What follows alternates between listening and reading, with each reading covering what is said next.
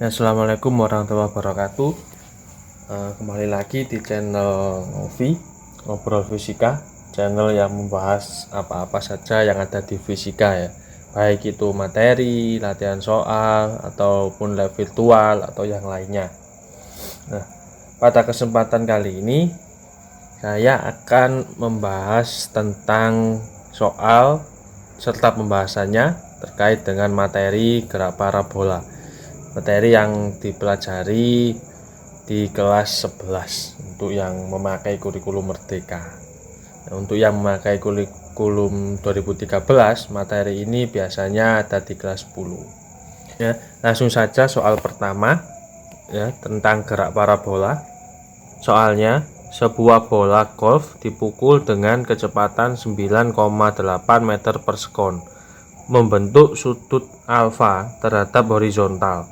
Jika sinus alfa sama dengan 4/5, G sama dengan 9,8 meter per sekon kuadrat, dan lapangan golf datar, waktu yang diperlukan bola golf untuk sampai ke permukaan lapangan lagi adalah titik-titik sekon ya. Jadi pada soal ini itu yang ditanyakan sebenarnya adalah waktu maksimum ya, waktu selama bola golf di udara. Nah, di sini kata-kata yang dipakai adalah waktu yang diperlukan bola golf untuk sampai ke permukaan lapangan lagi. Jadi bola golfnya dari bawah misalnya gitu dipukul naik terus sampai lagi di lapangan. Nah, ini sebenarnya yang ditanyakan adalah waktu maksimum. Ya, pertama-tama mari kita tulis dulu yang diketahui di soal. Nah, ini yang diketahui ada V0 kecepatan awal yaitu 9,8 meter per sekon, sinus alfa sama dengan 4/5, G percepatan gravitasi yaitu 9,8 meter per sekon kuadrat, dan yang ditanyakan adalah T max. Nah, ini yang diketahui dari soal.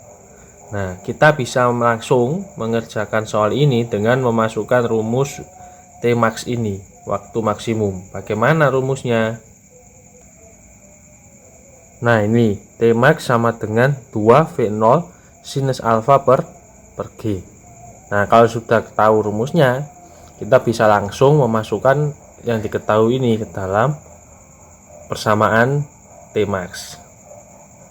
Nah, ini ya, 2 V0 nya 9,8 ya. Ini sinus alfa 4/5 dan G 9,8 juga. Nah, ini kan perhitungannya sudah dibuat sederhana ya, 9,8 dan 9,8 ini bisa kita coret begitu, saling meniadakan. 9,8 dibagi 9,8 sama dengan 1, jadi tinggallah 2 ini kali 4/5. Jelas jawabannya adalah 1,6 sekon. Tahu 2 kali 4 8 dibagi 5 itu sama dengan 1,6 sekon. Jadi waktu yang diperlukan bola golf untuk sampai ke permukaan lapangan lagi adalah 1,6 sekon. Ya, jadi jawabannya adalah C. Nah, itu untuk soal yang pertama. Ya, lanjut untuk soal yang kedua. Nah, ini soal yang kedua. Perhatikan gambar berikut ya, ada gambar pesawat terus melemparkan sesuatu ke B. Sebuah pesawat terbang bergerak mendatar dengan kecepatan 200 meter per sekon, melepaskan bom dari ketinggian 500 meter. Jadi ketinggiannya ini 500 meter. Bergerak dengan kecepatan 200 meter per sekon. Jika bom jatuh di B dan G sama dengan 10 meter per sekon kuadrat, maka jarak AB adalah, nah yang dicari adalah jarak dari A ke B, atau jarak dari saat pesawat ini melepaskan bom sampai posisi bom ini jatuh. Ini. Jadi jarak AB ini yang perlu diperhatikan ya, jarak AB berada di sumbu X. Jadi dianalisis menggunakan GLB. Ingat, bahwa gerak parabola itu adalah perpaduan antara GLB di sumbu X dan GLBB di sumbu Y. Karena jarak AB ini di sumbu X, berarti kita pakai GLB, yang mana rumusnya X sama dengan V kali T, atau XAB jarak AB, Vx kalikan T. Vx ini adalah kecepatan mendatar, yang mana selalu tetap, karena GLB berapa ini nanti. Vp ini sama dengan kecepatan pesawat, ya, 200 meter per sekon. Nah, variabel T ini kan belum tahu. Ini bisa kita cari menggunakan bantuan di gerak sumbu Y atau GLBB-nya. Nah, menentukan T dari analisis pada sumbu Y, yaitu GLBB, di mana H sama dengan V0YT plus setengah GT kuadrat. Kenapa kok plus? Karena ini gerakannya turun. Jadi semakin lama kecepatan dalam arah sumbu Y-nya itu semakin besar. Makanya ini bernilai positif. Ya, bisa kita masukkan yang diketahui. Ini ya. Nah, perlu diperhatikan karena pesawat ini bergerak mendatar saja, berarti tidak memiliki kecepatan awal pada sumbu Y atau V0Y-nya sama dengan 0. Jadi ini sama dengan 0, V0YT ini. Tinggal H sama dengan setengah GT kuadrat. Hanya ketinggiannya adalah 500 meter. Setengah G-nya 10. Ya, ini dikalikan T kuadrat. Ya. 10 dibagi 2 itu 5. 500 dibagi 5 itu 100. Jadi T kuadrat sama dengan 100. Artinya maka nah ini T sama dengan 10 sekon. TI di sini itu adalah waktu pada sumbu Y ini, yaitu ketika bom itu turun dalam arah vertikal, ya. Tapi juga sekaligus waktu bom yang untuk bergerak horizontal atau mendatar pada sumbu X, yaitu dari A ke B. Jadi T di sini bisa kita substitusikan ke ini, persamaan sumbu X-nya. Maka jarak AB ini bisa kita tentukan. Nah, tinggal sederhana. Vx-nya kecepatan mendatar 200, T-nya 10, maka jawabannya adalah 2000 meter, ya, atau 2 kilo. Ya, jadi jawabannya ini E di sini. Nah, itu tadi soal nomor 2. Ya, semoga mudah dipahami. Soal nomor 3. Nah, ini soal nomor 3. Sebuah peluru meriam ditembakkan dengan kecepatan awal, jadi V0, 60 meter per sekon dan sudut elevasi 53 derajat. Bila G sama dengan 10 meter per sekon kuadrat, maka posisi peluru pada detik ke-1 adalah. Nah, ini yang ditanyakan adalah posisi. Dalam gerak parabola, yaitu gerak pada dua bidang, kata posisi ini berarti merujuk pada koordinat sumbu X dan sumbu Y. Ya, maka dari itu jawaban yang ada di sini itu ada X, Y. Jadi merujuk pada koordinatnya. Ya, pertama-tama kita tuliskan dulu yang diketahui. Yang diketahui ya, V0 sama dengan 60 meter per sekon, alfanya sudut elevasi 53 derajat, G-nya sama dengan 10 meter per sekon kuadrat, dan waktunya adalah 1 sekon. Nah, ini kita analisis satu persatu ya, pada sumbu X dan sumbu Y. Nah, ini pada sumbu X ya. Pada sumbu X itu gerakannya tipikal GLB, gerak lurus beraturan, yang mana kecepatannya konstan. Sehingga persamaannya cuma satu, X sama dengan V0X kalikan T, ya. Ya. Ini V0X adalah V0 kosinus alfa. Nah, kalau sudah ketemu rumusnya ini, kita tinggal memasukkan yang diketahui. Ini ya, V0-nya 60, alfanya 53, kosinus 53, kalikan T-nya 1, yaitu 60 cos 53 adalah 0,6, ya. Kalikan 1 ya tetap ya. Maka hasilnya posisi peluru pada detik ke-1 X sama dengan 36 meter. Jadi pilihan jawaban yang ada itu yang paling mungkin adalah A atau C, yang mana nilai X nya adalah 36 meter, yang C juga 36 meter. Nah, kalau sudah ketemu jarak mendatarnya pada sumbu X, tinggal kita mencari sekarang jarak horizontalnya atau pada sumbu Y. Nah, pada sumbu Y itu gerakannya adalah GLBB atau gerak lurus berubah beraturan.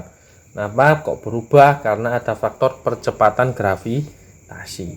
Maka rumusnya untuk mencari jarak adalah H ya sama dengan V0YT min. Kenapa kok minus? Karena dia naik posisinya, sehingga kecepatannya pada sumbu Y itu semakin berkurang, setengah GT pangkat 2. Nah, V0Y itu adalah V0 sinus alfa begitu ya. Jadi tinggal di sini kita masukkan yang diketahui saja.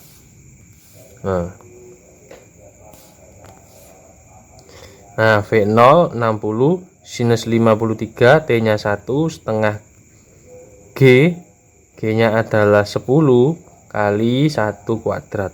Maka hasilnya 60 sin 53 ini 0,8, setengah kali 10 itu 5 ya, dikali 1 ya tetap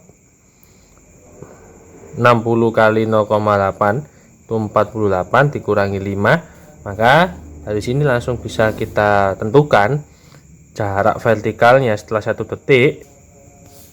H sama dengan 43 meter. Maka jawaban yang paling cocok di sini adalah C. X-nya 36 meter, Y-nya 43 meter, seperti itu. Nah, lanjut ke soal nomor 4. Soal nomor 4, sebuah peluru ditembakkan dengan sudut elevasi tertentu, sehingga jarak terjauh yang dicapai peluru sama dengan 4/3 kali ketinggian maksimum peluru. Tentukan sudut peluru dari bidang datar. Nah, ini soal esai untuk nomor 4 ya. Disuruh mencari sudut peluru dari bidang datar atau sudut elevasi ya. Nah, ini agak beda. Dari sini kita bisa, yang diketahui adalah ini ada kata-kata 4/3 kali ketinggian maksimum. Penulisan matematisnya ya adalah, nah ini ya, X max atau jarak terjauh yang dicapai peluru sama dengan 4/3 kali ketinggian maksimum, 4/3 dari H max. Nah, kalau konsep ini sudah bisa, tinggal kita masukkan ya, nggak usah bingung. Kita masukkan persamaannya masing-masing. Untuk X max bagaimana, untuk H max bagaimana. Nah, ini ya, X max sama dengan 4/3 kali H max. X max persamaannya V0 kuadrat sin 2 alfa cos alfa per G, sedangkan H max V0 kuadrat sin kuadrat alfa per G. Mungkin ada yang bertanya, kenapa kok memakai 2 sin alfa cos alfa, kok tidak memakai sin 2 alfa ya, karena ini sinus alfa, ini juga ada sinus alfa. Kalau saya pakai sinus 2 alfa nanti tidak ketemu, tidak nyambung dengan ini. Jadi supaya sama variabelnya, gitu saja. Ya, akhirnya nanti ini ruas kiri dibagi sin alfa, ini jadi 1 ya, hilang kalau ditulis. Ini kuadratnya yang 1 harus ditulis sin alfa begitu. Nah, terus kita masukkan nilainya. Nah, ini ya, G-nya juga kita coret begitu. Ini ada 2 ya, cos alfa 2 yang di bawah di ruas kanan, ini pindah ruas jadi di atas dikali 2 kali 2 hasilnya 4. V0 kuadratnya ruas kiri dan ruas kanan saling meniadakan ya, sama dengan 1 kalau begitu. Jadi 4 cosinus alfa sama dengan 4/3 sinus alfa. Sehingga kalau sinusnya kita pindah ruas dan 4-nya ini kita hilangkan ya, sama-sama dibagi 4, maka hasilnya adalah sinus alfa, kosinusnya dipindah, jadi di bawah, kosinus alfa begitu. Sama dengan akar 3-nya pindah ruas ya mestinya, jadi di bawah, dari 1/4 akar 3. Sin per cos itu tangan, jadi tangan alfa itu sama dengan 1/4 akar 3. Nilai alfa yang tangannya itu sama dengan 1/4 akar 3 itu berapa ya. Nah, ingat bahwa tangan itu adalah sinus per kosinus. Jadi sinus per kosinus ini bisa kita maknai bahwa nilai sinusnya nanti 1, kosinusnya adalah akar 3. Jadi ini ada angka depannya mestinya ya, yang mana bisa dicoret. Atau kalau sudah hafal bahwa untuk tangan alfa sama dengan 1/4 akar 3, atau bisa tulis 1/3 akar 3. Lanjut ke soal nomor 5 atau yang terakhir ya. Soal nomor 5, sebuah benda bergerak dengan kecepatan mendatar sebesar v, jatuh dari sebuah gedung dan mendarat pada jarak d dari dasar gedung. Jika diinginkan bola mendarat pada jarak 2d dari dasar gedung, kecepatan mendatar yang harus dimiliki benda tersebut adalah. Nah, ini soal sebenarnya tentang perbandingan antara kecepatan mendatar nih dengan jarak mendatarnya kalau dari gedung ya, contohnya ini. Nah, soal ini bisa kita ilustrasikan ya supaya lebih mudah. Ini ilustrasinya, bola melaju dengan kecepatan v di atas gedung setinggi h misalkan, sehingga bola itu sampai di tanah itu pada jarak d. Nah, pertanyaannya adalah ketika ingin jaraknya jadi 2d, berapa kv-nya? Berarti ini perbandingan antara d jarak mendatar dengan v kecepatan mendatar. Nah, karena yang ditanyakan berada pada sumbu X jarak mendatar, berarti kita analisis pakai GLB, dimana persamaannya cuma satu, yaitu S sama dengan Vx kalikan T, dimana S itu sama dengan D dan Vx itu kecepatan mendatar ya. Perhatikan di sini kecepatan sebanding dengan jarak, jadi kecepatan sebanding dengan jarak, sehingga kita dapat menuliskan persamaan perbandingannya itu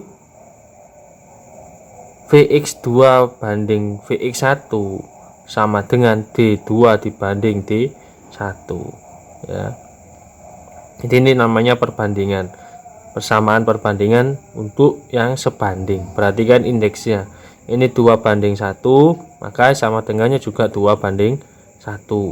Nah, kalau sudah memahami terkait dengan konsep persamaan perbandingan, konsep tadi itu bisa diterapkan di semua rumus ya, seperti itu.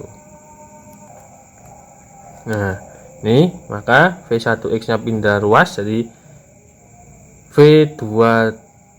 V2x sama dengan D2 dibanding D1 kalikan X gitu ya.